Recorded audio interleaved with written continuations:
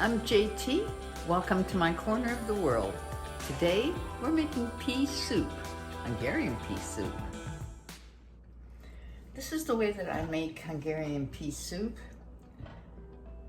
This is my way. There's many other ways. So I add oil to the bottom, and I use peanut oil. I've been using peanut oil all my life. And then I take a cup of onions and fry them. When the onions are almost done, they're a little dark, then what I like to do is take some carrot and just put a few slices in there and let it fry with the onions. And the reason I do that is because it gives the soup a really good flavor and a good color. Not too much, just a little bit. And let that fry up. And then I add my peas. I usually like the little green peas, and I usually do half of this, but my daughter and my daughter's new boyfriend both like this pea soup, so I'm going to make a double batch.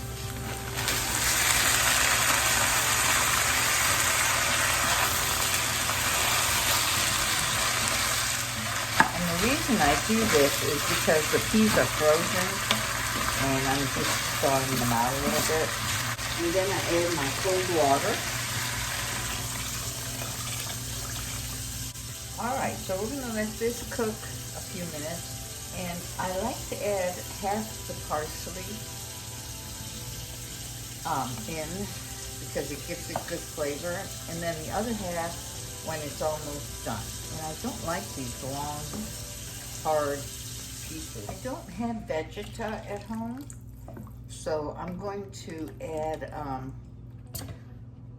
a little bouillon. Vegeta is what I get at the store. It's like a Hungarian mixture of bouillon. It's really good, but I don't have it, so I'm just going to add 2 bouillon for flavor. And 1 bag of the Goya. This also gives it flavor and it gives it color. It comes in these little bags, and they're just really good.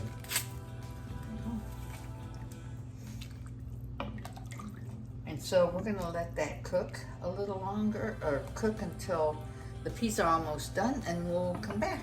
I like to just add salt and pepper to it, and then wait about 10 minutes, usually about 10 minutes, until the peas are soft.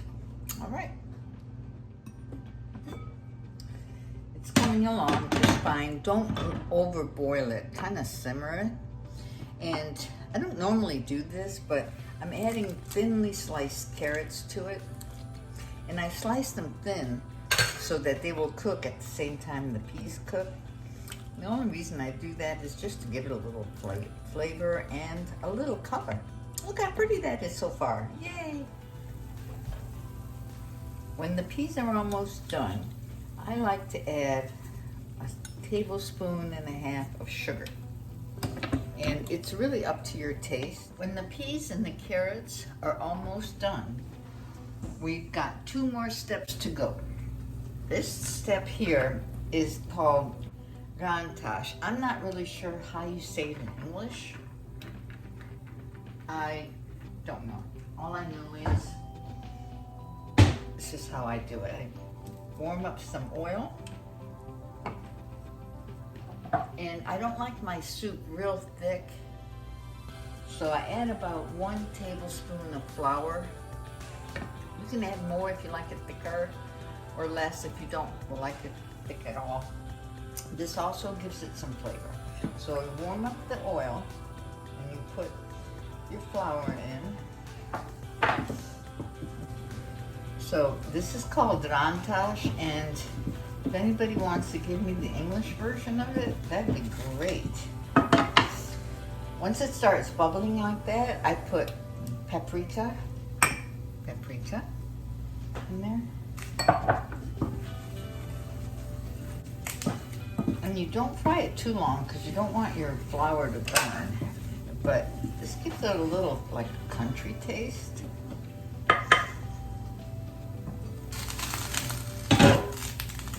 Then you put them in here. Like that. You can think of an American name for this. That'd be great.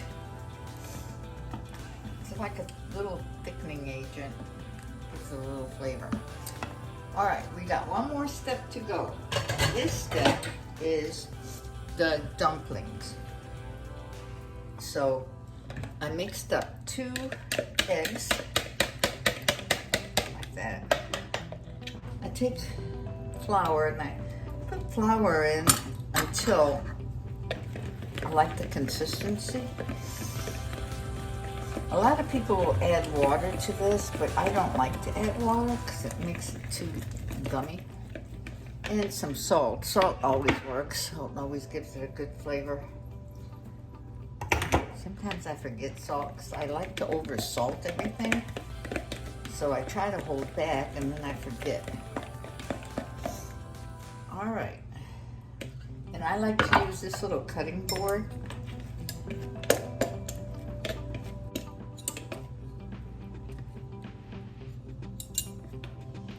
Or you can use it right from the thing. You just cut some slices like that.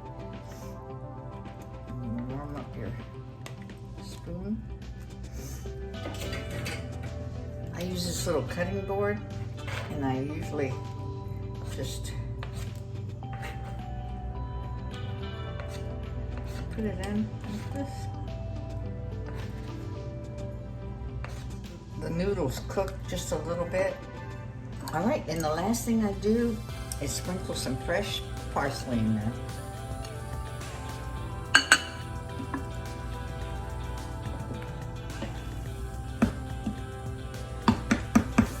There you go. Hungarian pea soup with noodles, nukedli.